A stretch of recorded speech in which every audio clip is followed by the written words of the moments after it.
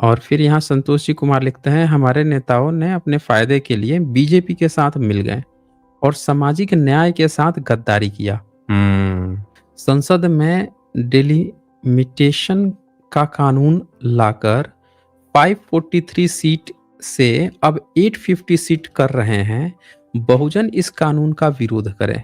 अच्छा, एक चीज और है, 543 सीट से अब 850 सीट कर रहे हैं, तो जो महिलाएं हैं उनको जो आरक्षण की बात हो रही है, तो उसमें से क्या सारे के सारे जनरल क्लास की महिलाएं ही वो उठेंगी, या उसमें भी जनसंख्या प्रतिशत के अनुसार वो होगा, बंटवारा होगा महिलाओं का, कि ये एससी वर्ग से हैं, एसटी वर्ग से हैं, ओबीसी वर्ग से हैं, या फिर वैसे ही कर दिया जाएगा?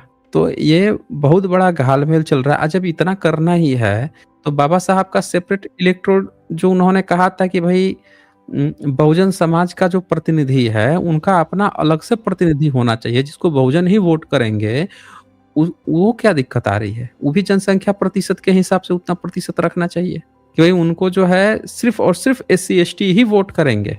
ये भी लेके आए ना, जब ये बात चल रही है, इसके लिए भी सब सारे लोगों को खड़ा होना पड़ेगा कि जब इतना हो सकता है तो ये लाने में क्या दिक्कत है। बहुत बहुत शुक्रिया जी आपको संतोष जी। नमस्कार दोस्तों, स्वागत है आप सभी का अनटोल्ड हिस्ट्री में। दोस्तों, बाबा साहब के नाम पर बहुत सारे समारोह बनाए जाते हैं। ऐसे में हम बहुत ही ज़्यादा खुश हो जाते हैं और बहुत सी ऐसे काम कर बैठते हैं जो बहुत सारे लोगों को बुरा भी लगता है। जैसे एग्जाम्पल के लिए बाबा साहब का समारोह है, पर दरी जो बिछाई जा रही है, चिड़िया जो बनाई जा रही है, उस पर अगर आप जय भीम लिखते हैं, बाबा साहब की मूर्ति फोटो लगा देते हैं, अब सोचिए उस पर चढ़ के किसी को जाना है तो ये दूसरों को देखने में कितना ऑड लगा। ऐसे तमाम तरह की कुछ गतिविधियां हैं जो कई जगह पे की जा रही हैं और इससे रिलेटेड कई सारे प्रश्न खड़े हुए हैं। यहाँ पे एक कॉलर आए हुए हैं जो इस चीज की चर्चा कर रहे हैं। वीडियो को अंतिम तक देखिएगा, लाइक जरूर कीजिएगा और सबक लेना है हम लोगों को और सीखना है कि हमें कैसे अपने मूवमेंट को आगे बढ़ाना है। दोस्तों, इस वीडियो को अंतिम तक देखिए।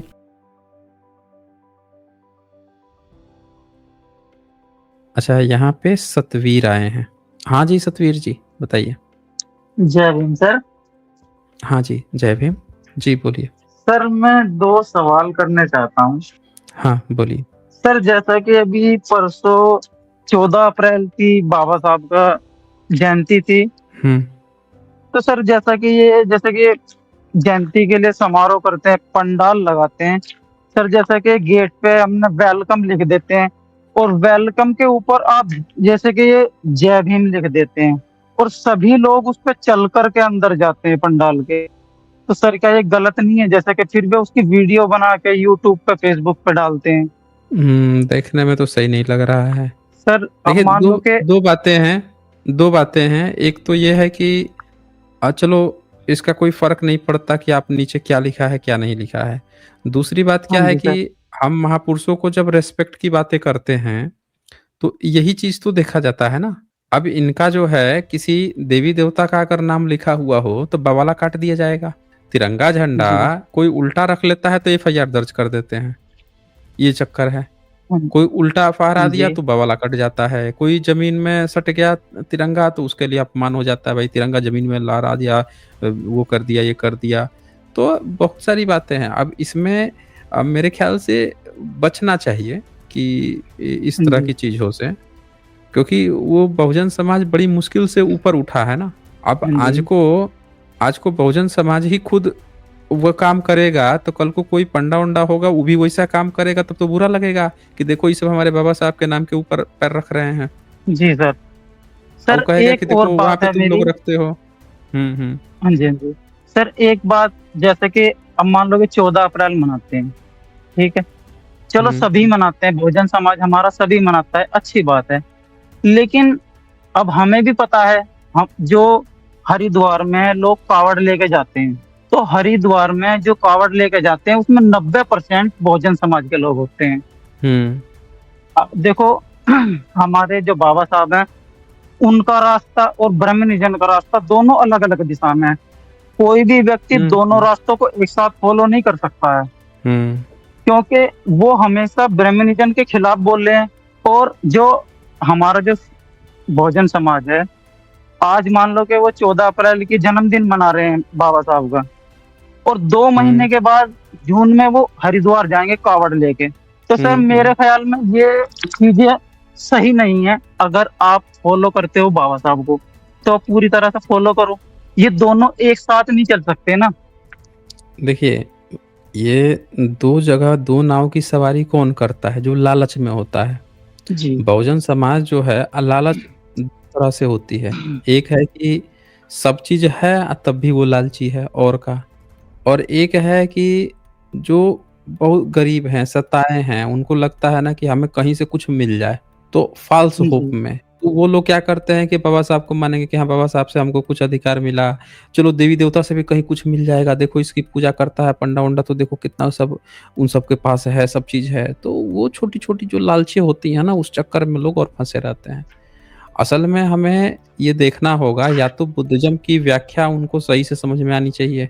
उनको ये जी। समझना होगा कि सारी हमारी चीज़ें हैं और कैसे इन लोगों ने देवी-देवता बना के कब्ज़ा किया है। लेकिन हमको देवी-देवता नहीं जी। पूजना है। हमको चाहिए तो वो बुद्धिज़्म के ओरिजिनल फ़ॉर्म में चाहिए ना, वहाँ पूजा-पाठ थोड़ी ही हो रही है कि ले जाके हमको पूजा-पाठ करना है। तो 2 तरीके हैं, या तो हम सही इतिहास उनको समझाएँ कि हैं तो अपनी ही चीज़ है, लेकिन ये उसको एक तरह से वो कर रहे हैं, उसको मतलब मटिया-मेट कर रहे हैं, उसका क्या बोलते हैं उसको बेअदबी कर रहे हैं। हाँ समझ रहे जी। हैं ना? हाँ, हाँ जी। हाँ तो जी। ये चीज़ हम लोगों को समझना पड़ेगा कि हमारी ही धरोहर को किस तरह से बर्बाद कर रहे हैं, बर्बाद करने पर तुले हुए हैं। हाँ जी। सर अन्यथा मेरा देखिए, मानना ना ऐसा। हाँ जी। कोई भी व्यक्ति है जो बाबा साहब को अच्छे से समझता है, वो आप देखिए वो ये सब काम चक्करों में नहीं पड़ेगा। इन चक्करों जी में सर। सिर्फ़ वही लोग पड़े हुए हैं जो जिनके मन में अभी भी फ्री का लालच है कि देवी-देवता का पूजा करने से शायद कुछ मिल जाएगा, कुछ जी। मिल जाता होगा। तो वो अभी वैल्यू नहीं जान पाए हैं, एजुकेशन का वैल्यू नहीं जान पाए हैं कि हम पढ़ेंगे, लिखेंगे, खुद से ये अचीव कर सकते हैं, क्योंकि हज़ार सालों से उन्होंने देखा है ना, हज़ार सालों से हमें कुछ मिला नहीं है। तो ये कारण मतलब सारी चीज़ें जुड़ी हुई हैं। हाँ जी। सर मेरा मानना ऐसा है जैसे कि अगर मान लो कि हमें पूरी तरह से आरक्षण नहीं मिल रहा है या पूरी तरह से हम स्वतंत्र नहीं है, मैं मानता हूँ कि इसका पूरा जिम्मेवार हमारा समाज है। इसमें हुँ, किसी और की गलती नहीं है, क्योंकि हम लोग पहले से ही जिस तरह से उन्होंने हमें मान लो कि ब्राह्मणिज़्म के वातावरण में डाला। मैं मानता हूँ हुँ, जो हमारे पूर्वज थे वो अनपढ़ थे, उनको जो बताया गया वही वो मानते आए हैं। लेकिन हुँ, जब हुँ, हमारी अगली पीढ़ी आई है वो तो पढ़ी लिखी है, उनको तो ये चीज़ समझ आनी चाहिए। लेकिन पढ़े हुँ, लिखे लोग भी वहाँ कावड़ लेके जा रहे हैं, नौराते मना रहे हैं, वो भजन कीर्तन करवा रहे हैं, अभी भी वो लोग समझ नहीं पा रहे हैं इसको। हुँ। तो आपको सर क्या लगता हाँ है? जी। आपको क्या लगता है कि कैसे उनको सही रास्ते पर लाया जा सकता है? सर मैं आपको काफ़ी दिन से सुनता हूँ, मेरे को करीब 2 साल से ज़्यादा हो गए। तो सर मैं क्या करता हूँ जैसे कि मैं आपकी जो स्ट्रीम आती है वो मैं किसी को शेयर करता हूँ ना, अपने ही हुँ, समाज के लोगों को। जैसे कि आप हुँ, बोलते हो बाबा साहब के बारे में कि वो उन्होंने ये किया है, महिलाओं के लिए आंदोलन किया है और गरीब दलितों के लिए किया है। तो वो कहते हैं कि हाँ, सब अच्छा है कि हाँ, ये सही बात बोलते हैं। लेकिन जैसे ही आप बोलते हो ना कि ये धर्म जो है, ये भगवान है, ये काल्पनिक है, वो तभी बोलते हैं कि हुँ। नहीं, ये सही नहीं है यार, ये सही नहीं है, कि भगवानों के बारे में ये तो गलत बोलते हैं। बस तो वहीं उनसे से कहें उनको कि दिक्कत हो जाती है। हाँ, उनसे कहें कि आप लोग जुड़ के एक बार साबित कीजिए और वहाँ पे हाँ आपको जी। गिव अवे भी मिलेगा, आपको इनाम भी मिलेगा साबित करेंगे तो। उनको रखिए ना कि आखिर कोई चीज़ अगर सत्य तो एक ही होगा ना, आइदर या तो हम सत्य होंगे या वो सत्य होंगे। अगर है भगवान, तो वो सत्य उनकी बात हो जाएगी तो उनको इनाम मिलेगा। नहीं तो फिर वो करनी ही पड़ेगी। तो उनको चर्चा के लिए ना आमंत्रित कीजिए। अगर वो देखते हैं जिस पॉइंट पे उनको कॉन्फ्लिक्ट हो रहा है, वो पॉइंट पे जुड़ के बहस करने के लिए प्रेरित कीजिए, क्योंकि उसी से जी, रिज़ल्ट निकलना है। ठीक है, ओके सतवीर जी। ठीक है सर, धन्यवाद सर। जय भीम सर। हाँ, जय भीम। ओके। इस वीडियो को अंतिम तक देखने के लिए बहुत बहुत धन्यवाद। जल्द ही मिलते हैं एक नए वीडियो के साथ। बहुत बहुत शुक्रिया आप सभी का।